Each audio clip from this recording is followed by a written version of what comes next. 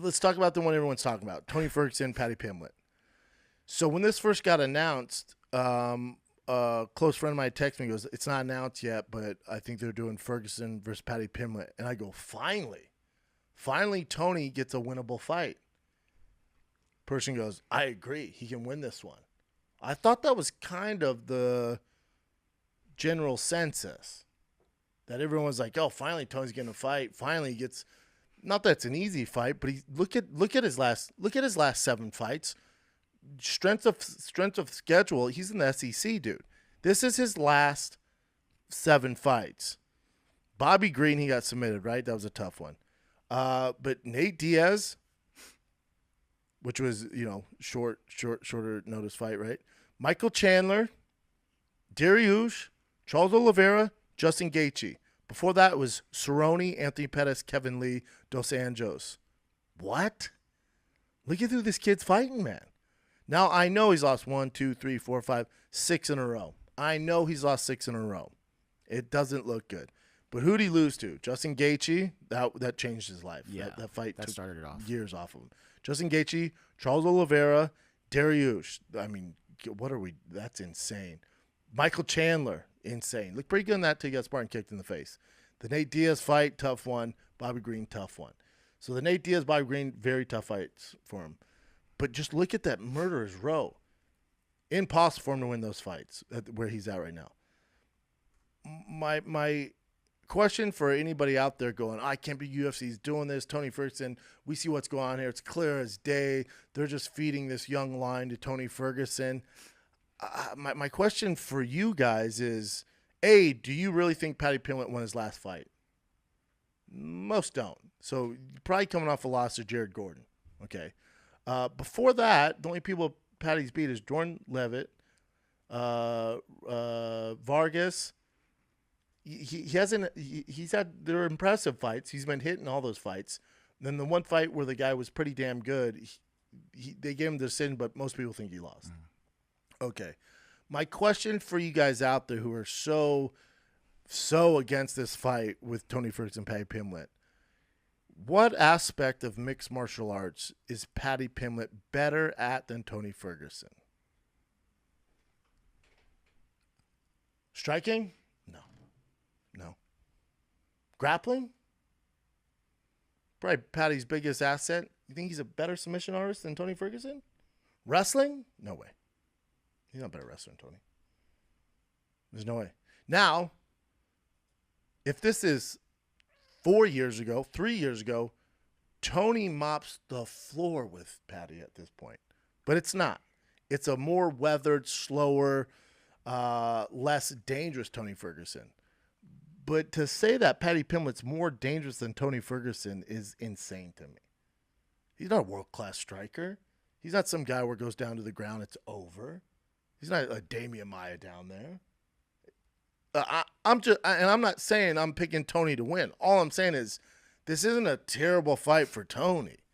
It's not some weird fight where the UFC's feeding this young lion, this old weathered veteran. I look at that, I go, literally my first instinct, and the man who I was texting with knows the UFC better than anybody I know, goes, yeah, thank God. Tony finally got a favorable fight.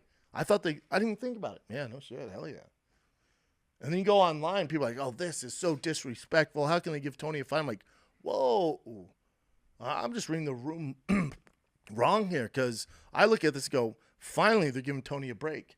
Again, not saying he wins, but compared to his other fights, man, I think he has a better chance in this than he has in the past fucking 3 years. Again, my argument is, and you guys know this, I love Paddy. I'm a huge fan of Paddy. Mm-hmm. Paddy has a ways to go before he's a top 15 guy. Tony Ferguson's fought everybody. Is dangerous as all get out.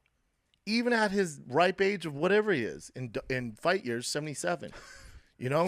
He's 39. Get it. Older, world-class vet. I get it. All the miles on him. Looked bad in his last fight. Doesn't look like that version of Tony that we're known and accustomed to when he was probably the baddest 155 on the planet, him and Khabib. And there was a time where if in the prime, I probably would side with Tony. In the prime. Never happened. Didn't come to fruition. But to say, oh, this is ridiculous, this is so foul, UFC, this is so dark, look how they treat their vets. I'm like, where was that energy when Frankie Edgar had his last fight against that monster? I don't see that. I don't see that angle here. I look at it, I go, okay, Paddy's not some dude who's going to throw some crazy flying knee or, some crazy knockout artist. Okay, I like that. This can be a war. This is perfect for Tony. Again, not saying he wins, but damn. Compared to Justin Gaethje, Charles Oliveira, Dariush, Michael Chandler, Nate Diaz, Bobby Green, okay, perfect. And I think this should be Tony's last fight, win or lose. If he wins this, get out of there, dude. Trust me, you're not going to get another one of these. Get out of there. It gets worse from here. If you win this one, they're not going to give you another matchup like this. I like it. If you're a Tony fan, you're like, okay, I can see him win this one. You're not saying that when he's fighting Gaethje. You're not saying that when he's fighting Charles Oliveira. You're not saying that when he fights Dariush. You're not saying that when he fought Michael Chandler. When he fought Nate Diaz. The Bobby Green, like, oh, my God, Bobby's so explosive. This is a bad idea. I see Paddy, I'm like, I could see him winning this one. Or I could see him losing, but he's not going to get absolutely starched. I'll take it. Yeah, were you guys against it? No, we all said it was a great matchup. Were you cool with it too, or no? Yeah. I mean, the odds are Paddy wins. I'm just saying it's not like he's this plus 1,000 underdog. Yeah. Plus 240. Okay. Yeah, that's about right. You guys don't want to fight in a hot second.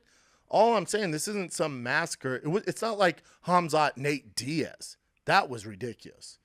That was clear as day what the UFC was doing. We're like, what? And even the UFC was like, holy shit, we got to change this up. And they switched them because it was so wrong to do that. This isn't that. This is like good send off for Tony. Win or lose, he's not going to get completely annihilated. They're not giving him Justin Gaethje on his final send off. They're not giving him Fiziev, some dude who's just some savage who you're going to see Tony get hurt by. With Paddy, I'm like, all right, they're going to grappling exchange. I want to see what happens here. It's a good fight for Paddy, who we love here. Absolutely love Paddy. Good fight for Paddy. You beat a guy like Tony Ferguson, even though he's lost 6. Good feather in the cap. For Tony, you got this young buck who's not this crazy knockout artist, who isn't some explosive dude where you're going to end up on ESPN highlight getting flatline. I like it. That's all I'm saying. I like it.